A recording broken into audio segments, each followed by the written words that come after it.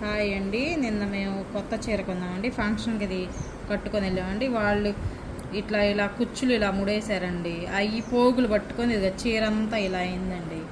ఇంక ఇలా కాదని చెప్పేసి నేను పని కట్టుకొని కూర్చున్నానండి.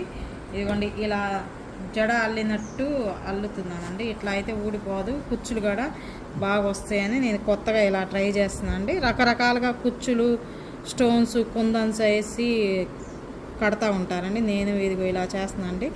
ఆల్రెడీ అక్కడ ముడేసి ఉన్నాయండి, కుచ్చులు కట్టి ఉన్నాయి. అందుకని నేను ఇలా ట్రై చేస్తున్నానండి. మీరు కూడా నచ్చితే ఇలా ట్రై చేసుకోవచ్చు. రకరకాలుగా కడతా ఉంటారండి కుచ్చులు. నేను ఇలా కడదామని ఇలా చేస్తున్నానండి.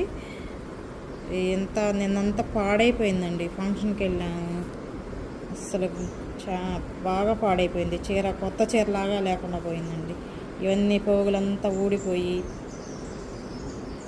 ఏమో కరెక్ట్గా రావట్లేదు. చిన్నగా చేసుకోవాలి, కొంచెం లేట్ పడుతుంది. కానీ ఇలా చేసుకుంటే బాగుంటుంది అనిపించింది. నేను ఇట్లా కొత్తగా ట్రై చేస్తున్నాను. జడలాగా అల్లుకుంటున్నాను. ఇలా జడలు వేసేసి చివరిన ముడేసేసుకుంటే ఊడిపోకుండా, మామూలుగా పోగుల్లా కట్టేసుకుంటే అది పీసులు పీసులుగా అయిపోయి ముడి అది మనం వాష్ చేసుకుంటూ ఉంటాం కదా, అప్పుడు ఊడిపోతూ ఉంటుంది. ఇలా ట్రై చేద్దామని చెప్పేసి ట్రై చేస్తున్నాను.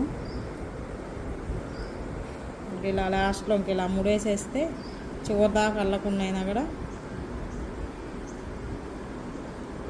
ఇలా అండి, ఇలా కొంచెం అల్లుకొని ఇట్లా గట్టి కట్టేసుకుంటే ఇలా వస్తుందండి. ఇక నేను ఇలాగ అన్నీ కట్టేసానండి. ఇలా మీకు నచ్చితే లైక్ చేయండి. ఇదిగండి, ఇది చీరాల్లో నేస్తారండి, మగ్గాలు నేస్తారు, వాళ్ళ దగ్గర తీసుకున్నాను అండి చీర. ఇది చీర అండి. నేను ఒక్కసారే కట్టుకున్నానండి, పాడైపోయింది. మీకు నచ్చితే మాది ఇట్లా కుచ్చులు కట్టడం అనేది లైక్ చేయండి అండి, కామెంట్ పెట్టండి. అంతేనండి.